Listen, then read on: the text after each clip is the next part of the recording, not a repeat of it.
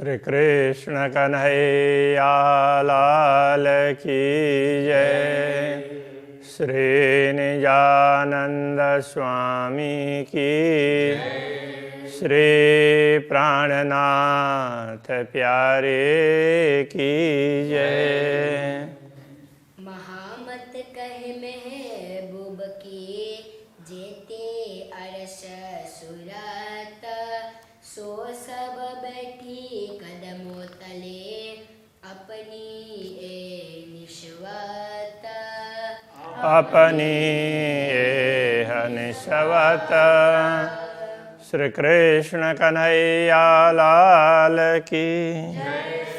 यह 22वां प्रकरण, ये भी श्री राज्य के श्रृंगार का ही वर्णन का है, किंतु इसमें श्रृंगार को समेटने का प्रयत्न किया है, इसलिए श्रृंगार कलश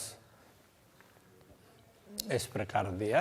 3 श्रृंगार वर्णन का मतलब 3 का यहाँ संख्या के अर्थ में नहीं है, उन श्रृंगार का वर्णन जो उसमें अभी तक वर्णन किया है उसी को एकदम संक्षेप बना करके करेंगे और थोड़ा सा विरह की बात, विरह के हिसाब से दूसरे तरीके से वर्णन करेंगे। तो ये समझा रहे हैं, क्यों वर्णो हक सूरत अवलों कहीं न किन। पूर्ण ब्रह्म परमात्मा के स्वरूप का वर्णन कैसे करें, अभी तक ऐसा वर्णन किसी ने किया ही नहीं है। ये झूठी देह क्यों रहे सुनते ये वर्णन। तो पूर्ण ब्रह्म परमात्मा के स्वरूप का वर्णन सुन करके झूठी देह, झूठा तन कैसे रह सकता है। आत्मा को उसी समय विरह वेदना से शरीर को छोड़ ही देना चाहिए, ये कहना चाह रहे हैं। वर्ण न आशिक कर ना सके और कोई पहुँचे न आशिक बिना। वैसे तो अनुरागिणी आत्मा पूर्ण ब्रह्म परमात्मा के स्वरूप का वर्णन नहीं कर सकती, और दूसरा कोई करना चाहे तो वो तो उन तक पहुँचते ही नहीं। कहने का तात्पर्य दूसरी आत्माएं तो देख ही नहीं पाती है, कैसे वर्णन करेंगे। तो इसलिए आशिक अनुरागिनी के बिना तो पूर्ण ब्रह्म तक दूसरे पहुँच ही नहीं सकते। हक जाहिर क्यों हो वही देखत ही उड़े तन। तो इसलिए पूर्ण ब्रह्म परमात्मा को दुनिया में प्रकट नहीं किया, दुनिया में पहचान नहीं गए। देखता ही उड़े तन, उनको कोई देख भी ले किसी भी तरीके से तो वर्णन करने तो बात दूर रही, देखते ही तो उनका शरीर तो टिकेगा ही नहीं, तो इसलिए बोल ही नहीं पाएंगे। हक देखे वजूद ना रहे ज्यों दारू आग से उड़ता। पूर्ण ब्रह्म परमात्मा के दर्शन होते हैं तो फिर शरीर टिकता नहीं है, टिक भी गया तो अवाक रह जाता है। ज्यों दारू आग से उड़ता, जैसे यहाँ पर दारू कह रहे हैं बारूद वगैरह विस्फोटक पदार्थों को। जैसे विस्फोटक पदार्थ है तुरंत आग लगते ही वो विस्फोट हो जाता है, तो इसी प्रकार प्रेम की आग लगने लगेगी तो उस समय पूर्ण ब्रह्म को देखते ही तो वो शरीर छूट जाएगा। यों वाहे दत्त देखे दूसरा पाव न पाव पल अंग ना टिकत। दूसरा है दूसरे चरण, चौथे चरण के साथ में मिलकर अर्थ समझाएगा। इसलिए पूर्ण ब्रह्म परमात्मा के दर्शन तो ब्रह्मात्मा ही कर सकती है। वाहिद अद्वैत आत्माएं वही कर सकती है। तो दूसरी आत्माएं पाव पल अंगना टिकत। दूसरी आत्मा तो एक पल के पांव भाग चतुर्थ अंश पर्यंत भी शरीर में टिक नहीं पाएगी, इसलिए उनसे तो कुछ बोला ही नहीं जाएगा। एक तो दर्शन होना ही मुश्किल है, हो भी जाए तो भी बोला नहीं जाएगा। हका इसका आग जोराबर इनमें मोमिन वसता। अब ब्रह्मात्माओं के लिए कह रहे हैं, ब्रह्मात्माएं कैसी है, वो तो पूर्ण ब्रह्म परमात्मा के प्रेम रूप की आग में तो रहती ही है ब्रह्मात्मा, इसलिए उनको वो प्रेम विरह, तो विरह भी प्रेम का पूर्व स्वरूप ही है।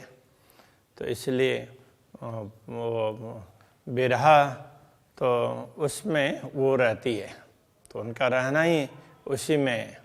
तो प्रेम का, ये पूर्ण ब्रह्म परमात्मा का प्रेम है वो बड़ा ही शक्तिशाली है, प्रेम की आग। तो इनमें मोमिन वसत, ब्रह्मात्मा उसी में रहती है। आग असल जिनो वतनी या में आठों जाम अलमस्त। तो असली आग है, आग असल जिनो वतनी। तो जो वतनी है, ब्रह्मात्माएं हैं, परमधाम जिनका घर है, उनमें ही ये प्रेम की आग है, यथार्थ में रहती है। तो यहाँ में आठों जाम अलमस्त, वो इसी में आठों प्रहर मस्त रहती है। जो निश दिन रहे आग में ताए आग के सब तन, जो रात दिन इसी प्रेम की आग में रहती हो, तो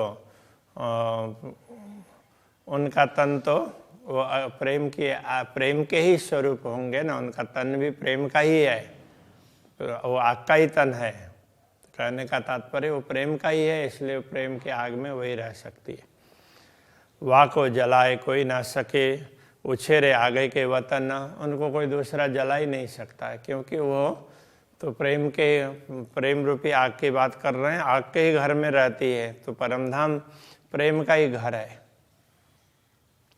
आग पानी झीमी आग का, आग बीज आग अंकुर, परमधाम में आग हो, जीमी हो, भूमि हो, पानी हो, जो कुछ भी है सारे तत्व वो इसी प्रेम के हैं। आग बीज आग अंकुर, तो बीज और अंकुर, बीज भी प्रेम का है और अंकुरित भी प्रेम ही होता है।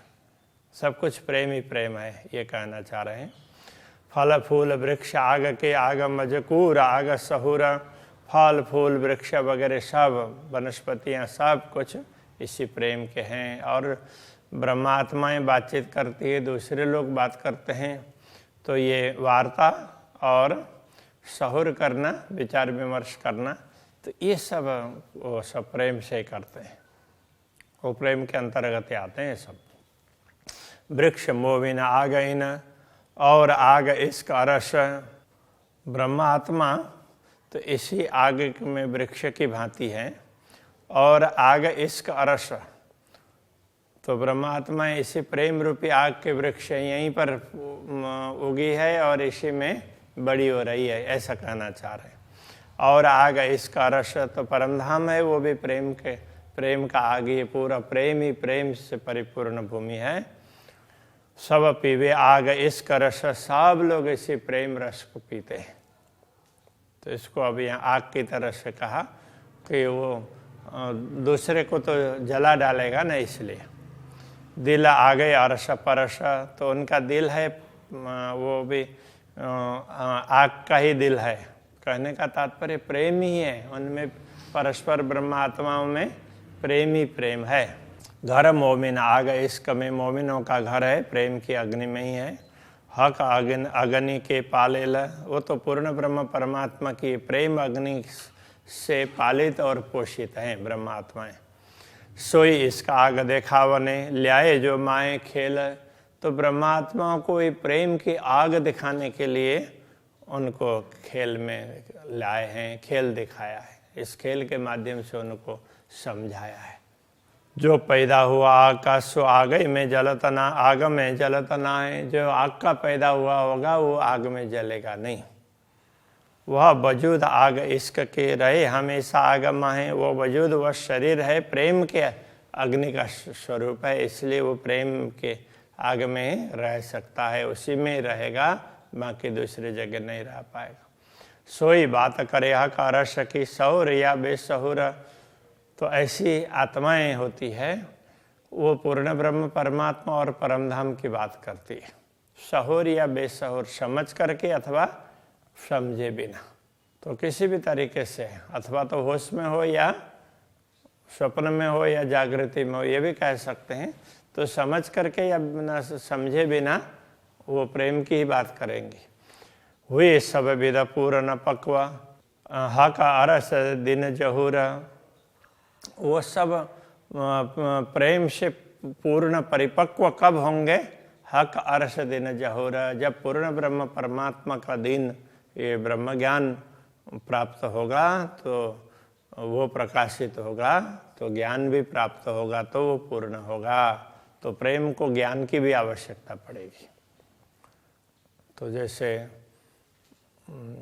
ब्रज और रास में प्रेम तो था, रास तो यथार्थ में अक्षर ब्रह्म को दिखाने के लिए लीला हुई है, तो ब्रज लीला में परमात्माओं को दिखाने के लिए उसमें प्रेम था, तो पूरा पूरा प्रेम था, उसी को सतगुरु ने प्रकट किया है दुनिया में। किंतु ज्ञान न होने से तो उनको परमधाम का ख्याल नहीं आया, तो पूर्ण नहीं रहा, इसलिए उस पूर्णता के लिए ब्रह्मात्माओं को दोबारा खेल में डाला गया।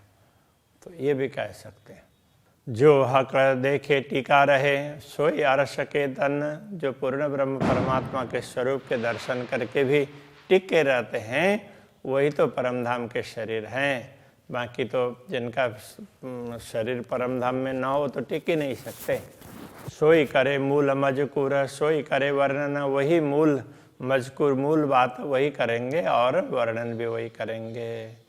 तो कहने का तात्पर्य ब्रह्मात्मा ही पूर्ण ब्रह्म परमात्मा का वर्णन कर सकती। पर ये देखिया आचरा जो विरह शब्द सुनत, किंतु ये आश्चर्य की बात है, जो विरह का शब्द सुनते ही, विरह की बात सुनते ही क्यों तन रहा जीव बिना। तो ये शरीर जीव के बिना कैसे रहा, मतलब जीव तो चेतना तो सचमुच पूर्ण ब्रह्म परमात्मा ही है, उनके बिना कैसे ये रह सका। हाय हाय ये सुनत न अरवा उड़त, ये सब सुनते हुए भी आत्मा ने शरीर को नहीं छोड़ा, ये खेद की बात है।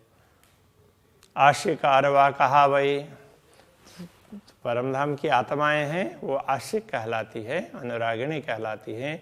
तीन मुख विरहा न निकषता, उनके मुंह से विरह नहीं निकलेगा सामान्य रूप से, क्योंकि नित्य मिलन है, तो विरह किस प्रकार से होगा। जब दिल विरहा जानिया तब आई अंग चीर चलता। जब दिल ने विरह को जान लिया, पहचान लिया, तब उसकी एक आहा, विरह की आहा है, अब पूरे उसको अंग को चीर करके वो बाहर चली जाती है, तो शरीर को छोड़ करके परमधाम तक पहुंच जाती है। ये कहने का तात्पर्य।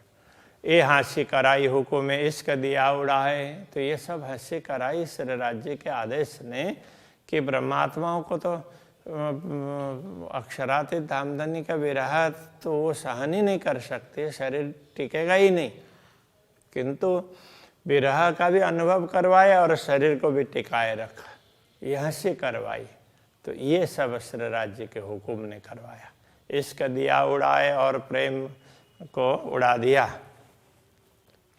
मुर्दा ज्यों इश्क बिना, इसलिए ये ब्रह्मात्माएं जैसे मुर्दा निष्प्राण, प्रेम के बिना निष्प्राण बन करके भी गावत विरहा लड़ाए, तो विरह का गायन करती है, लड़ा लड़ा करके, मतलब महिमा बड़ा चढ़ा करके विरह का गायन करती है। बाकी तो ये टिक ही नहीं सकते ना। कबू अरस रुए ऐसी ना करे जैसी हमसे हुई इन बेरा। परमधाम की आत्मा कभी ऐसा करती ही नहीं है जैसा हमसे इस बार हुआ है। अरस रूहों को विरह रसे हुए बेशक न लैया घेरा। परमधाम की आत्माओं को विरह के रस ने, विरह के रस से परमधाम की आत्माएं संदेह रहित बन गई है, फिर भी तो उसके अंदर घिरी ना रही। तो ऐसी परिस्थिति है, श्री राज्य के आदेश ने ही बना दिया।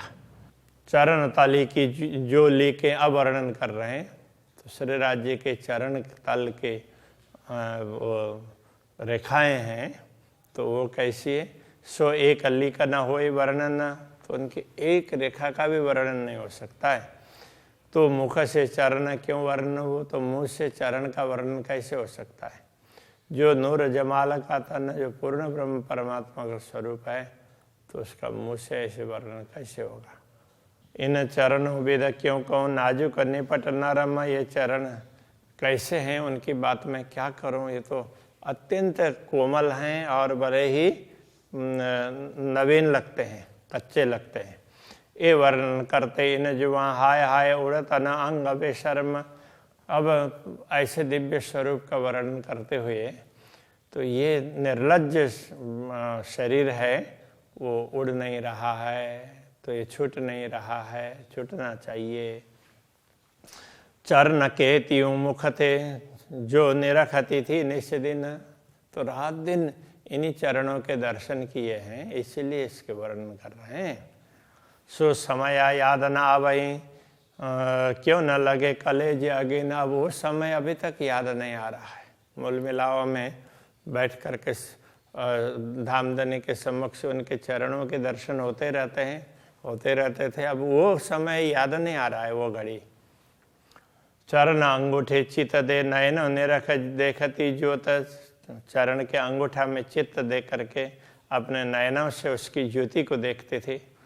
नजरों निमख न छोड़ती हाय हाय, सो अब लो बिना रोता, अब नजरों से एक क्षण भी उन चरणों को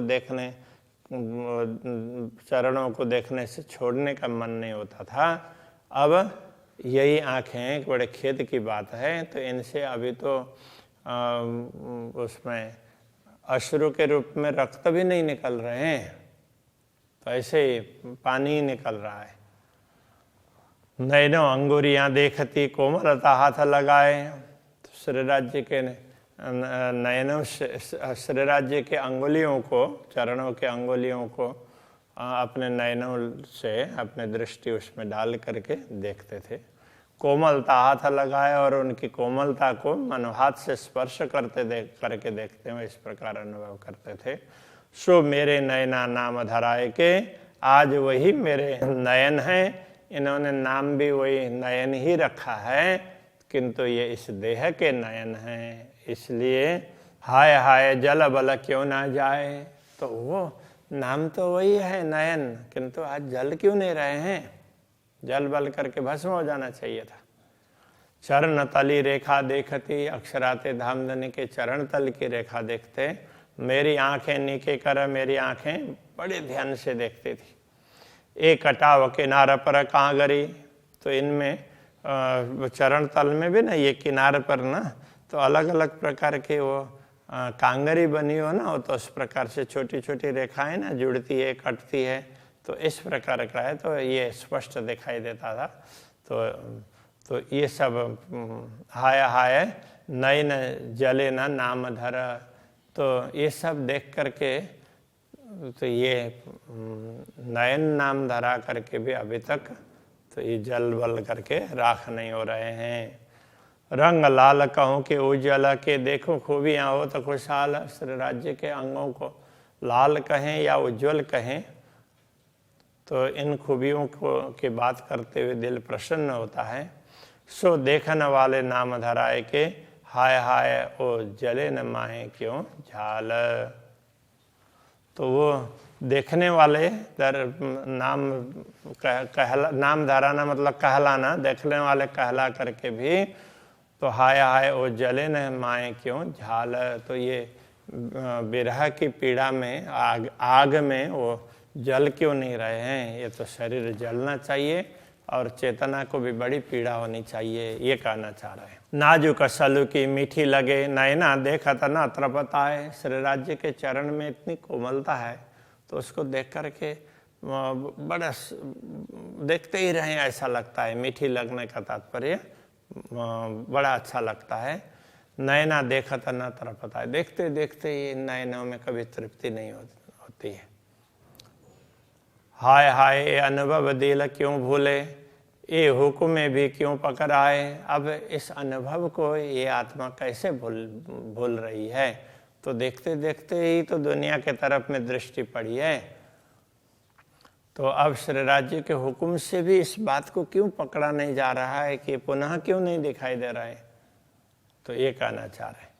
नाम जो लेते विरह को, मेरी रसना गई ना टूट। तो विरह का नाम लेते हुए मेरी जिह्वा भी वो टूट क्यों नहीं गई। सो विरह नैनों देख के, हाय हाय गैया ना आँखें फूट। नैनों के विरह को देख करके ये आंखें फूट क्यों नहीं रही है, तो फूट जाना चाहिए विरह देख करके भी। हक बानी कानों सुनती, कानों सुन के करते मैं बात। पूर्ण ब्रह्म परमात्मा की बातें इन कानों से सुनते और फिर उनसे बात भी करते। सो अवसर हृदय याद कर, हाय हाय नूर कानों का उड़ न जाता। उस अवसर को राज्य मूल मिलाव में बैठा करके सबको खेल दिखाने की बात कर रहे हैं, उस अवसर को भूल करके हाय हाय नूर कानों का उड़ न जाता, उनको सुन करके ना कान का नूर, कान की शक्ति क्यों उड़ करके नहीं जा रही है, तो उड़ जाना चाहिए। तो इस प्रकार से ये